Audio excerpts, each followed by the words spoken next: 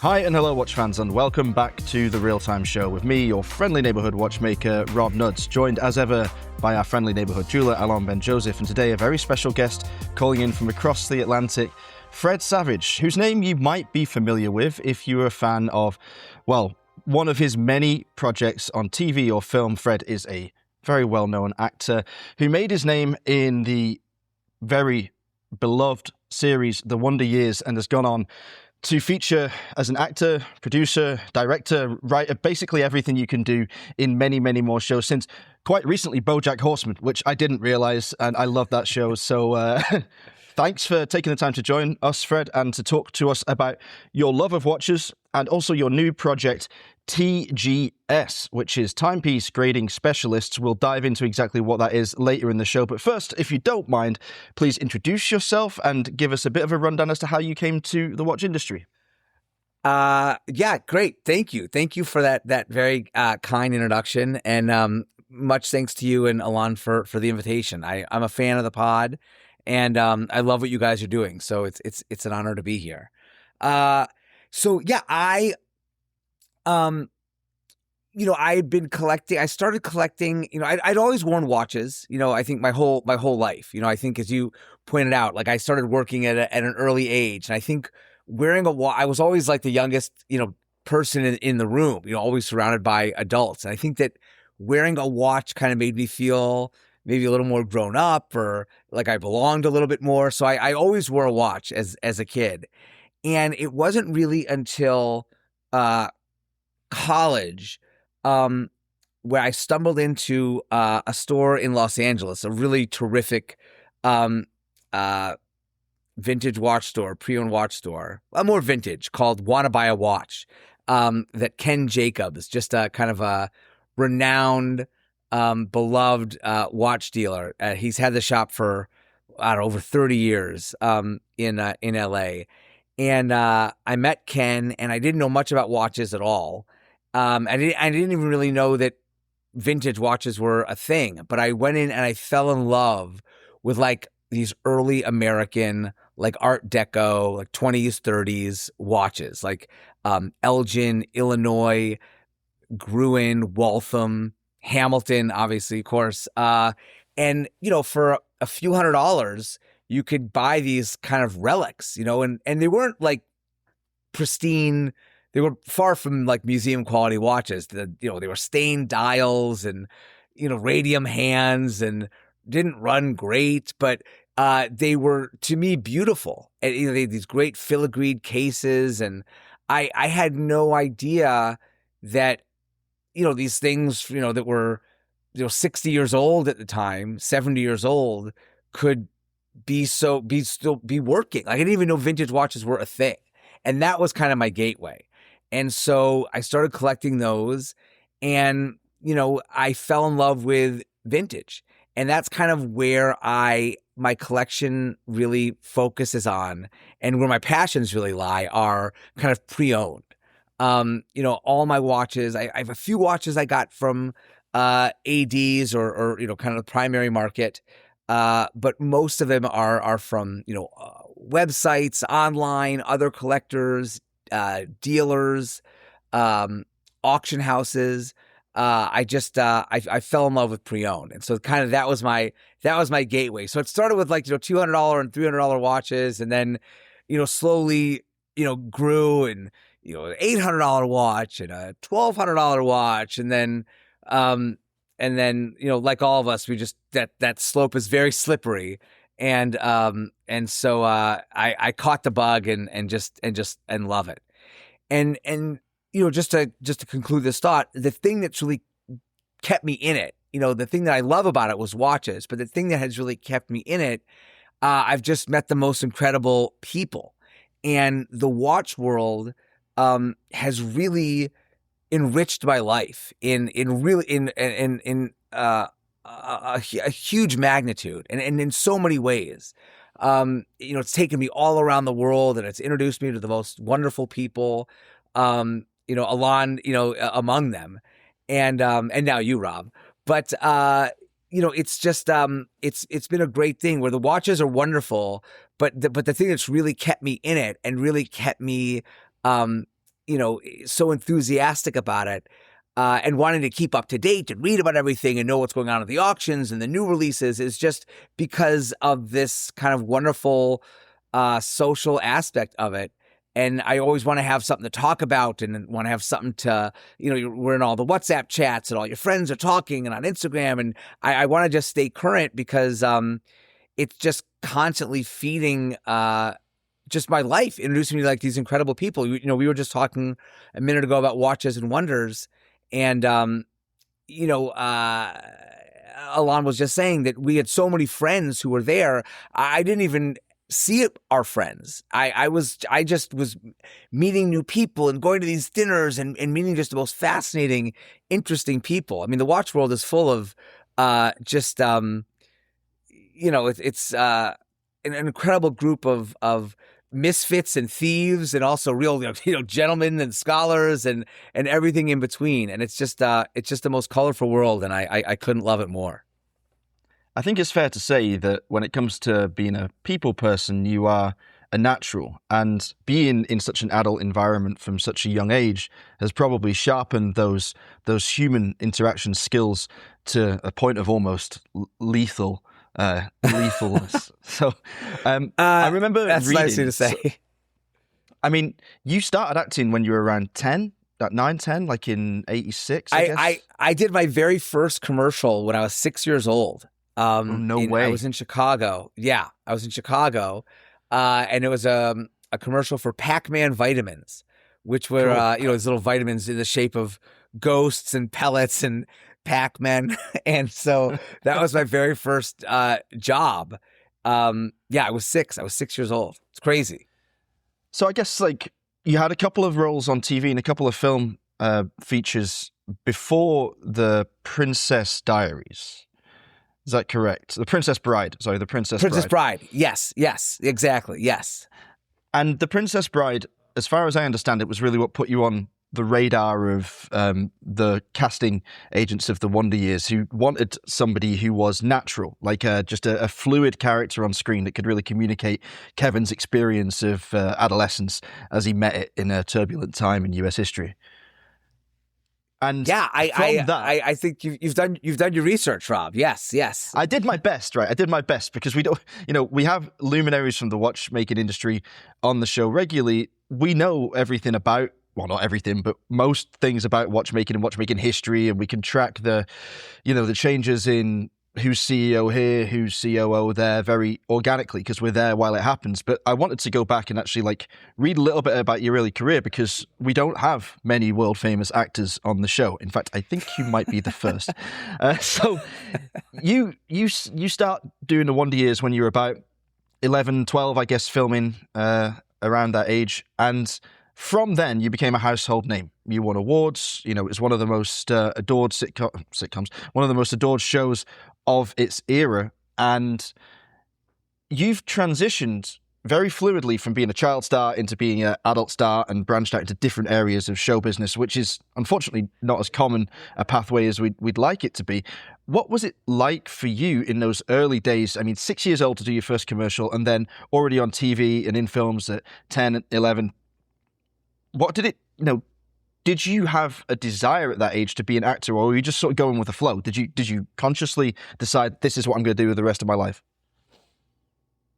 I think it was more go with the flow. I think that, it was a very kind of strange way to grow up, and it certainly was very early to start a career. But when you're in it, it just kind of just feels very natural. And honestly, it wasn't really until I had kids, and so I could see, them. Oh, they're 6. I started working at 6, and at 12, and this is what I was doing at 12, and it was really blew my mind, like how really young that is. When you're in it, it just feels very kind of normal and natural. But yeah, I feel like I think that's what allowed me to kind of move through it and endure kind of the highs and lows and good times and slow times. Was that it wasn't like a dream to be famous or to be on television or do movies. It really was just, this commercial when I was 6 years old. They were having auditions at like the local community center in the town I grew up in outside of Chicago. And we went, instead of going to the park that day, we went to go to these auditions. And so it just kind of stayed like that, of just like this kind of fun thing to do. And, I was able to it turned out I had some success, and I think I had an aptitude for it. I think I got lucky also, especially very early on, when I was a kid. But yeah, they all kind of combined, and this career kind of formed. And then as I got older and I went to college, I wanted to do other things in the business. And so, yes, I started directing and producing and writing and doing a little bit of everything. But no, it really just was this snowball that started from this, very kind of humble beginnings. But it began not out of like this like hunger or deep desire. It was just something fun to do that day. And honestly, like that idea of the fun of it and the excitement of it and the playfulness of it kind of, I think, is what it was kind of born from that, and it kind of carried me through. And now you've got a new hobby, something that's also fun and playful and exciting, and that's the watch industry. It's true. And I feel very fortunate, having had this career in entertainment where I was able to make a living on something I really enjoyed. And so for the watch world, if I could do that again, I appreciated how lucky I was at the time and throughout my life of having a career in something I really enjoyed and really kind of fed me and made me happy and was satisfying. And if I could do that twice and do that again with watches, I really would be it'd be incredibly fortunate. I'm using this as a segue, Rob. So, like you've said, if you are an 80s kid, how can you not know Wonder Years? I'm infamously known in retail in Amsterdam when I have celebs coming in. I have no idea who they are because I don't watch TV or sports. I have the biggest like soccer players and everything come in. I have no idea who they are. And they love the fact that I treat them normally. I walk into Just Shapiro Geneva Watch Days and I'm like, whoa, Fred. So our mutual friend Just Shapiro introduced us. We hung out. I remember meeting you at that party. That was really fun. I remember that. So I was starstruck. I'm going to admit it. I'm a big fan. As a kid, I watched all the episodes. And the only favorite episode besides the Wonder Years was when you were on Seinfeld, also for one episode. So there are few series I've seen back to back. Long story short, we're not going to nag you too much about that past. A lot of people ask me, where can they stream the Wonder Years? Because I want to show my kids. So I guess in the US, it's Hulu, Disney stuff. I tried to Google it. What about Europe? I don't know. I don't know. Okay. I wish I could tell you. Right. It's not. Yeah, I think Hulu in the States, but I'm not sure. I don't know. I don't know, Alon. All right. I'll have to send you some DVDs. I'll send you some DVDs. Thank you. You can show your kids. Because the thing is, we missed each other when you were in Europe just before Geneva. You were in London. I was in Amsterdam. I went back to London. You did. You were in Amsterdam, but you hung out with my dad, actually, so I'm very jealous. And he had the honor to meet your family. That was awesome. A question I wanted to ask you. Do you get annoyed talking so much about your old career with all our watch nerds? No, not at all. I really don't. I feel like, I feel very grateful for having had those opportunities, as a young person. And I feel like all of us in whatever we do, whether you're in entertainment or watches or, you're building roads, you want your work to mean something to people or to have some sort of lasting impression. And so the fact that I was able to do that at such a young age and, working kind of, into adulthood, but I feel very fortunate that things that I did resonate with people, still to this day. and even adults, get excited. So no, it doesn't bother me at all. I had great experiences. I look back on it very fondly, and the fact that other people do too, it really it really warms my heart. Like it makes me feel great. So no, it doesn't bother me at all. And the other thing is, it's a really great entree into deeper relationships. And so it's great. It's like like seeing you at that party, Alon. Like I didn't know you, but we met, and I'm sure you would have been just as kind to if you didn't know me from television, but it was a point of connection, and it allowed us to get talking, and now here we are. So no, it doesn't bother me at all. Like I have great experiences. I have great memories of that time, and it makes me feel so good that other people do too.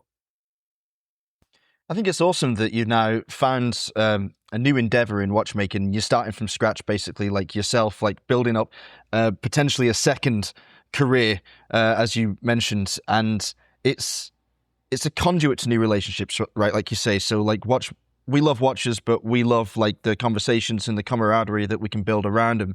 And I think it seems to me the service you're providing with TGS is a wonderful platform to establish new connections, because people are putting their trust in you. You are alleviating the potential stresses around buying watches. For our listeners that maybe haven't encountered what timepiece grading specialists actually do, could you give us an intro to that? Yeah, of course. So timepiece grading specialists, I built it to solve a problem that I had as a collector. It all started, about 10 years ago, maybe even a little bit more. As I told you guys, I was a vintage collector, pre-owned collector, and I ended up buying my first watch at auction. And, big fancy auction house, and I felt like a real big shot. Like I had really arrived as a collector. Like, look at me, I'm buying, watches at auction. And, I'm showing all my friends the photos, all my watch friends, the photos of my, we all have that album in our phones, and showing them the photos. And one of my friends is like, "Oh, that watch is no good." I'm like, "What are you talking about? I bought it from like this big auction house. What do you mean?" He goes, "Oh, it had been redialed." And I didn't even know what that meant, at the time. He goes, "Oh yeah, look, the serifs on the X are no good, and the hash marks are all uneven." And I was like crestfallen. Like I couldn't believe it. That's why you buy from these places. And the thing that shocked me even more than that, though, was that none of my watch friends were outraged. No one thought it was crazy. No one thought it was, I thought we were going to storm the gates together and tear down this auction house. But it was the opposite. They all kind of threw their arm around me, and they were like, welcome to the club. You're one of us now. You're a real collector. And, it felt a little better, but, still not great. But I look to the left, and to the right at all these other collectible verticals, and watch people are the only ones that accept that as like the normal cost of doing business, or the pain of experience. Every other collectible has one, if not more, third-party authentication and grading services. Whether you're talking about trading cards or coins or comic books or handbags or shoes or even video games, they all have, a service, or obviously, GIA with gems, is probably the most well-known. But watches, the secondary market of watches, is still kind of the Wild West. And, some people, and I'm certainly among those people, and I feel very fortunate. I know, terrific dealers. I know if I have a question, I can call, the heads of auction houses, or, the people who literally wrote the book on these watches. And I've made these great relationships over the years, but that's very rare air. And I appreciate that. But I feel like everyone buying a watch on the secondary market should feel like they have an expert looking out for them. And even with all that access, I still ended up buying a watch that was, was no good. And I just feel like it's just a big kind of scary world out there in the pre-owned watch market. with no one to kind of look out for you, or there's no standardization of what's good or what's not good, or what's been replaced or what's not replaced, or what's mint and what's not mint, or what's polished or unpolished. And it's just it's a very opaque world. And so I felt like I needed someone to kind of, look out for me. And so and like I said, I have some friends out there who can, but everyone should have that. And so I had this idea to build a service, much like GIA for gems or PSA for trading cards. I wanted to build a service that did the same thing for watches. But I was, working, and I was busy, and, I just didn't have the time. But this idea had been in my head. And then a few years ago, there were these kind of dual strikes in Hollywood. There was like an actor strike on the heels of a writer strike, and there was no work for like 14 or 15 months. And this is on the heels of COVID, where there was no work. And so I was sitting at home, and my wife was like, we're not going to let this be like COVID, like where you sat on your hands and just waited for someone to tell you when it was okay to go to work. Like, do something, like be productive, like, get out of the house. You drive me crazy kind of thing. And so I had this idea. So I was like, oh, let me see if there's we could make this a real thing. And I spent like 10 months going around the country looking for watchmaking partners. I knew I needed partners to help me open the watches and who had knowledge of all the watches. And I was all over. I was in Dallas. I was in New York. I was in Miami, San Francisco, LA, Chicago, Kansas City, all over the United States. And I ended up in Dayton, Ohio, where I met Ron and Emily Stahl. And they have a company called Stahl and Company, which is the largest independent watchmaking service center in the States. They have over 40 watchmakers here servicing 15,000 watches a month. And there's an expert in nearly every luxury brand. So there's just a tremendous breadth and depth of knowledge here. And once I met them, we made a partnership, and I realized then, we could do this. I didn't want to ship watches, to an Omega expert at this part of the country, or an IWC expert over here, or a Rolex expert there, or a Patek expert here. I wanted to have one central location, and I found it here in Dayton, Ohio. And so together we started a company called, like as you mentioned, TGS, Timepiece Grading Specialists.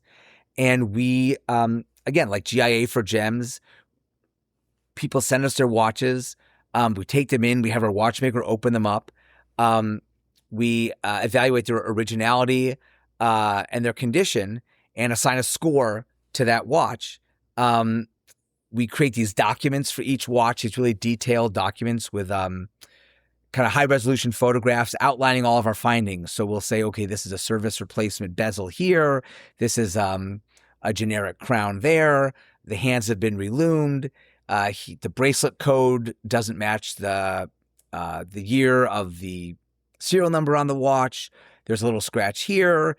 It's been repolished there. And so we create a whole picture kind of the life of the watch, and then assign a score to each watch, with the idea being that we want to make buying a watch on the secondary market transparent. We want to bring a sense of openness and a confidence to the consumer that has not existed before. So that anytime you buy a watch, you're able to look at this document and see everything about the watch, and determine whether or not that's the watch for you. When I met you at Geneva Watches, you were starting up. I loved the idea. We jammed on the idea that when I was studying in the US, I bought a sealed basketball card of Michael Jordan when he was a rookie. So I have friends that collect comics and stuff, CGC. Everybody who collects stuff knows CGC is the paramount sealer and grader. You can verify the numbers and everything. I had like a zillion questions because your idea is brilliant. It's the wild, wild west in the watchmaking world. There is no benchmark, an independent party that does this. So I love the idea off the bat. You started up. I know the Stoll family as well personally. I have hands-on experience with them, and they're amazing. So you've done everything right. What I wanted to know is, aren't you scared in the US with this suing culture that there is a backlash if you guys make a misstep in your grading? We can't be afraid of the negative side of it. I think if you're afraid of things, you'll never do anything. We stand behind our findings. If someone wants a watch regraded, we can absolutely do that. And we have terms of service, in our service agreements, that people agree to when they sign up for an account here, saying that these are the opinions that we have kind of to the best of our ability. And at the end of the day, there's errors and omissions insurance. So in the worst case, we have coverage there. But no, I feel like it's a great solution to a problem that a lot of collectors have. And we don't give an opinion on something unless we can back it up, unless we can prove it. So if you say, oh, it's been repolished, well, how do you know? That's very vague. But as long as we have evidence that we can really point to and be very definitive, we stand behind those findings. There are a lot of transitional references. Is that the correct bezel for that serial number or for that reference number? For a red sub, what's the correct serial numbers for red subs? Is it transitional? Is it not? So there's leeway kind of for everything. But if we can be definitive about something, we'll state it. But I think that we are offering a level of transparency that doesn't exist at all right now. And so I think that there's a reason I'm living in Dayton, Ohio, and my family's in Los Angeles, California. It's because there's just an incredible group of experts here that, as you said, they're the gold standard in the business, for people that know them. It's just a tremendous knowledge base here. And so, yeah, I mean, we stand behind our findings. Are we going to get it wrong sometimes? Yeah, I'm sure we will. We will. So it's not about being perfect, but it's about when you do make a mistake or something is pointed out to you where it's incorrect, you fix it, you make it right. So, to your question, I feel like entering into something, being afraid it might go wrong.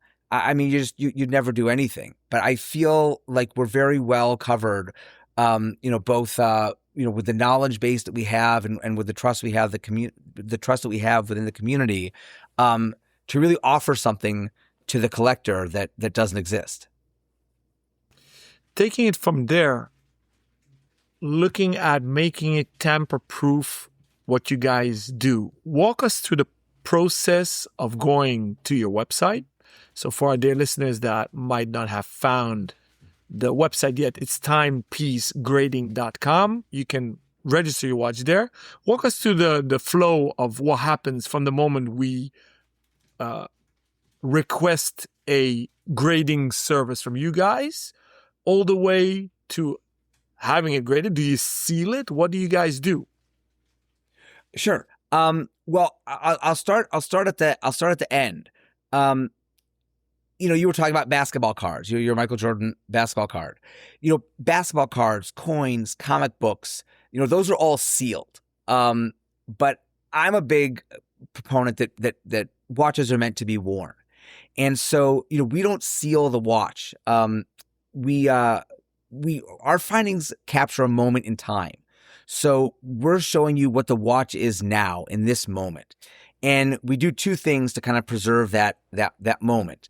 The documents that we make with all the photographs of the watch are dated so that at this date when the watch received this grade, this is what the watch looked like. So that kind of preserves the exterior findings. For the interior, to preserve our findings for what's going on inside the watch, when the watch is returned, we have residue-free, tamper-proof stickering that goes across the back of the watch that the end user removes. But as long as that sticker is intact, we can stand by the integrity of our findings for the interior of the watch. So with that sticker in place, we know that the movement hasn't been swapped out, or the dials haven't been changed, or the hands haven't been reloomed, or anything like that. So between the sticker and then the date on the photos, we capture that moment in time. Now, the end user is going to take that watch and go out and wear it, and modify it in some way or might add another scratch or ding here and there. And that's fine. But then when that user wants to sell that watch again, they might want to send it back to us to get regraded. So we didn't want to seal it in a way that people couldn't access it. We want auction houses to are working with us, and they obviously want previews. People want to be able to look at the watch in a preview. We work with retailers who, when they sell a pre-owned watch, their clients want to try it on in the metal. I mean, I would, when I go into a jewelry store, or when I walk into Ken's that want to buy a watch and want to look at a new watch, if it's encased in plastic, I'm not going to be interested in that watch. So we want people to interact with the watches. We want people to try them on. We want people to be able to sell them. But the best way to do that is to, not encase it, but to just preserve this moment in time so that when you're interested in buying it, or when you're interested in looking at the watch, you can say, here's what the watch looks like right now. The experience is you go on the website, you sign up for our service, and we have our prices. It's a sliding scale based on the value of the watch. Because we insure the watch, we ship the watch back and forth to you. So you select your service. We send you everything. It's a real white glove service. So we send you empty boxes, pre-labeled, void fill, shipping instructions, all of that. You send your watch to us. When we take the watch in, we provide it. We find a watchmaker who's an expert in that brand. They open up the watch. They look inside, make sure everything's correct, or as it should be in the interior of the watch. And then they close it back up. We photograph it. We photograph it inside and out. And we build these documents, like I was mentioning, that are annotated, high resolution photographs of the watch. Every component on the watch gets a score. There's probably 15 different component scores. Originality gets a score, the movement, the hands, the dial, the crystal, the crown, the bracelet, everything gets a score. And all those component scores are put into a weighted formula to give you one score. And it's weighted because, a scratch on the crystal, for example, shouldn't be as detrimental to the score as a scratch on the dial. So all these component scores go into this weighted formula, and you get one score for the watch. A 10 is gem mint. Anything in the 9s is mint. 8s are near mint. 7s are excellent. 5 and 6s are very good. 4 is good, and then down from there. But to be honest, we don't really see many 4s. I think 5 in the 5s are kind of the lowest scores that we've seen. We package the watch up. We put it in a case. It's not sealed, but we put it in a case to protect it during shipping. And we include a card. And the card has the make, the model, the serial number, the score on it, and a QR code that links to these documents. The document also exists in your user profile on the website, but the card is really kind of what travels with the watch. And so we have retailers with the watch in their case next to the card, so people can kind of scan the QR code and learn everything about the watch, or about that watch in particular. And we do all of that, within 7 to 10 days, 7 to 10 business days, we get it back to the user. I'm curious as to whether you work with auction houses directly to provide this service, because it would seem there's been some scandals in the last few years, let's face it, of things being put up for sale that were not as genuine as the sellers had suggested. Have you found that auction houses are coming to you to, verify their own lots before they allow them to be put into the auction catalog? We're working with a lot of auction houses. We're not working with like the Sotheby's, Christie's, Phillips yet. But we're working with a lot of smaller auction houses who are building a watch vertical, who don't want to hire a watch specialist. They use us instead. People who are expanding into watches, people who are growing their watch departments. So we're working with a lot of auction houses who are, who don't have the kind of the infrastructure as some of these bigger ones do. You're right. I think that's what started it for me, was that this watch, had been redialed, and I didn't know that. So I do think that there's an opportunity to add value to the bigger auction houses and kind of the customer experience that they have, that they offer. And, that's certainly on the list as we continue to grow, and people continue to know who we are and ask for us by name, I think, those bigger places will come. But, they know about what we're doing. Paul Boutros, R.L. Box, Jeff Hess, they're all friends and supporters and know what we're doing. And I think that, as we continue down the road, we have a kind of a two-pronged approach. We're working direct to consumer. So a lot of people are sending us their watches directly. And then we're working with retailers and online marketplaces. And I think as those two sides of the business grows, they'll converge at auction houses, at the big ones. So it's definitely a target for us. You don't list your partners in the retail or the auction spheres on the website, right? There's no sort of TGS certified badge of honor that you can give out to these people, is there? Not on the website, on our Instagram page, every time we have a new retailer who signs up with us, we post it on the Instagram page.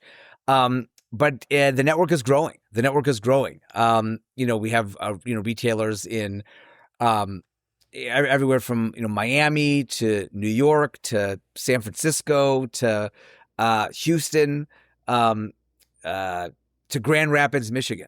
And so we're building a network of retailers, and I think that the more we grow and the more we get the awareness that we're out there to people, I think the more people sign on and understand the value add, not just to the consumer but to the retailer as well. I was amazed that you've got 40 watchmakers, 40.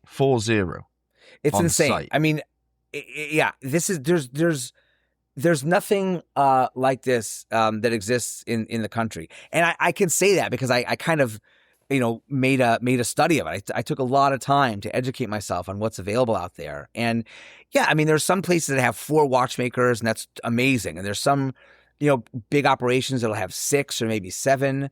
And they'll know everything about Rolex and Omega and not much about anything else. Or they'll be experts in brand new watches, but don't know anything about vintage. And there's kind of holes in the knowledge. But here it's just incredible. Like there's nothing like it that exists in the country. It's amazing. I mean, getting 40 watchmakers in one place is no mean feat in any nation in the world. Even in Switzerland, there's a dearth of watchmakers. And where I grew up in the UK, there's even fewer. I mean, when I graduated from the British School of Watchmaking, there were 6 graduates a year. Now I think there's maybe 8. So you've basically got 5 years worth of Britain's entire watchmaking output working for you over there in the States. Incredible. It's amazing. Ron, it's really a credit to Ron, what Ron and Emily Stahl have built. They're aggressive recruiters. They provide a really wonderful working environment, and they find people. They identify people who might not even know they want to be watchmakers and offer them an opportunity and send them to school. And it's an incredible mix of people who were kind of born into the watch world, and then here there's people who are farmers and landscapers and mechanics and people who just work with their hands. And, now they're highly trained, highly skilled watchmakers. And they're just incredible at identifying people and holding on to them.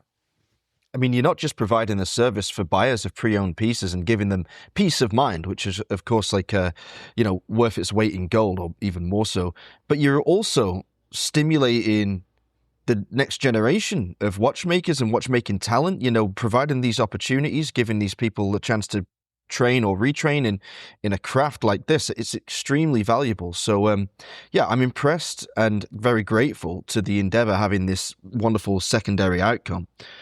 My numbers brain is leading me to ask, what kind of volume is TGS dealing with? Because you've got the capacity for a huge number of watches there. No, you're right. The volume is incredible. I mean, they service like 15,000 watches a month. It's an insane operation. So we're able to scale. That's another reason why this is such a great facility. We can scale here and not have to move. But we're building. We're building. We started with nothing, and now we're probably doing I don't know, somewhere around, 40 or 50 watches a month. And every month is kind of getting stronger. We sign up another jewelry store, we sign up another auction house, we sign up another collectors group. And so it's building. And I think that, the more people, like I said, are aware of us and the more people adopt our standards, I think the stronger we'll become. I was wondering about the tamper-proofness of things. Us dealing with certified pre-owned since 1975, it's on my mind all day long.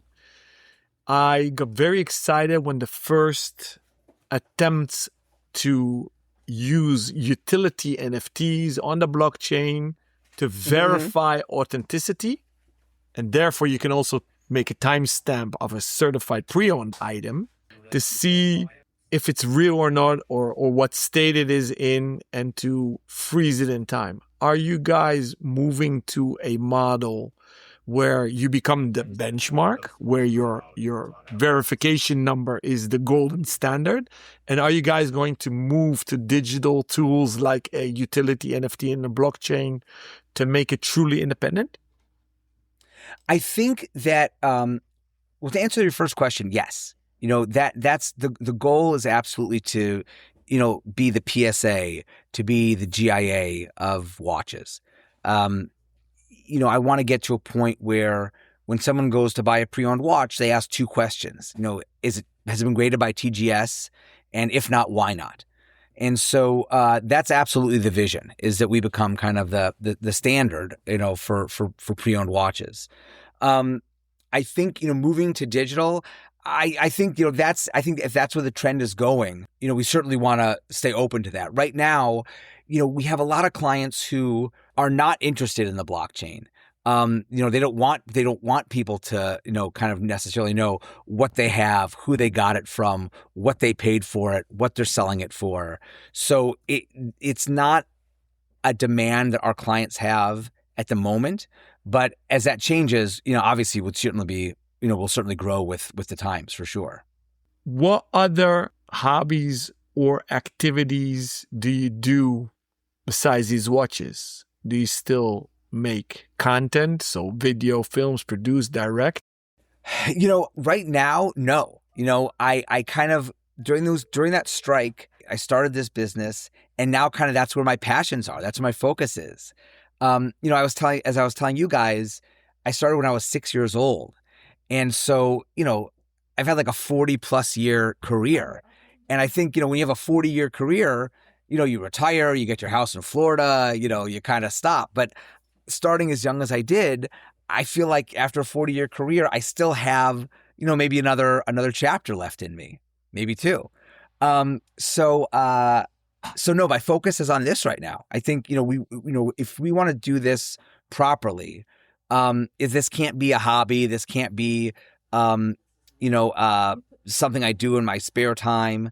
So no, I mean, this is definitely, this is definitely the focus right now. And as we were talking about earlier, if I can, turn, another passion into a career, I'd be thrilled. Once upon a time in a Q&A session, which we have frequently on the Real Time show, as you know, someone asked us who would play us in a movie about the Real Time show. And we had a lot of fun conversations. Yeah. That really opened yourself up to some humbling suggestions. What did you guys get? Well, it wasn't that humbling because we were allowed to we suggested one for ourselves and then the rest of the team suggested someone else to fill the role. Let me think. I ended up with Tom Hardy. Alon, I think, did you end up with Andy Garcia or Jeff Goldblum? Because that was my curveball suggestion. I think it was Andy Garcia. Right, yeah. We had Brad Pitt playing David and then some young starlet playing Scarlett who none of us had ever heard of, but it seemed like a pretty good fit. What I'm asking, Fred, is if Itch returns and you want to write a new drama based around the watchmaking industry, we're available. Great. Yeah. No, I may come to you. I may need those services. Absolutely. I mean, you must get a lot of material. Your mind must be racing because you're a creative chap. Obviously, you can't switch that kind of thing off. And you must see the world in an interesting way, like a sort of narrative-based way. The characters that you meet in places like Geneva during events like Watches and Wonders are sometimes stranger than fiction. So, let us know because I'd love to see a fictional representation of the watch industry.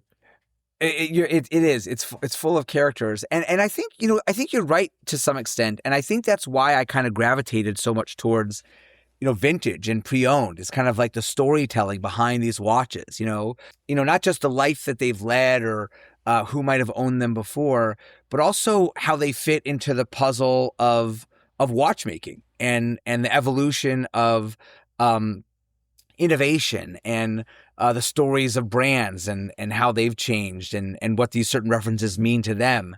And so, I think there is I think characters for sure. I mean, you're absolutely right about that. But I also think there's a storytelling to these watches that I think it's not just given my background that I respond to it. I think all of us kind of romanticize these watches, and that's why we go and we learn about these brands and we learn about the stories and we learn about these references and what they mean. And I think there's an element of storytelling that certainly appeals to me, but I think to all of us, to be honest. Yeah, absolutely. I could see there being a lot of potential material there, even the watches themselves as characters, because we treat them like people in a way. These are these constant companions, these ticking friends on our wrist. And it's funny how much we can load personality into an object. But that's what I always loved about watchmaking, that for me, it was never about status or, attaining the most sought after grail watches. It was just finding something that I felt like was an extension of myself, a natural extension of myself, and could wordlessly communicate a personality type or a sphere of interest to another person. I think you're absolutely right. I think there are these like little living, breathing things that have a heartbeat and a pulse, on your wrist. And so I think you're absolutely right. I know we're running out of time, but I have one annoying, know-it-all, geeky question. Ever since I'm a kid, I'm obsessed with the term mint. So mint condition. Yes. And I love the fact that you guys created, I'm saying this in air quotes, gem mint, which is number 10. You've written a little disclaimer that you can see a little bit of wear and tear with high-powered loop. What happens when I send in a factory sealed watch to TGS? What would you make it? And before you answer, Fred, I'll give you a little curveball that GIA does in the diamond world. We start grading colors of diamonds at D, which is the highest, because they built in a safety valve that if they ever find a natural gem that is whiter, more white than D, they have CBA. Have you guys considered that? Or if you're just stopping at Gem Mint 10, even if it's factory sealed watch, it just gets Gem Mint from TGS? I mean, I'll be honest with you. We had a retailer reach out to us and said that they just got a watch back from service from a manufacturer that was, double sealed by the manufacturer. And I discouraged them from sending it to us because what we would need to do to examine the watch is to open that up, open up the case back, open up everything. And if it came sealed from the manufacturer, we want to help the consumer. We want to empower the collector, but we also want to make it easier for the retailers to sell a pre-owned watch.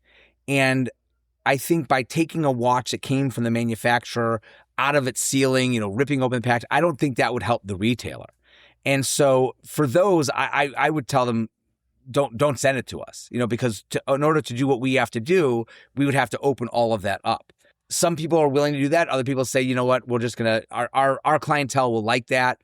So we're going to have it, double vacuum sealed kind of from the manufacturer. So is there something higher than 10?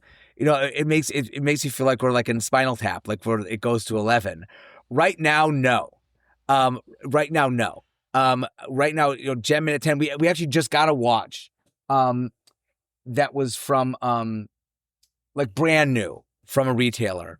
And even brand new, it's not going to be a Gem Mint 10. There's handling marks.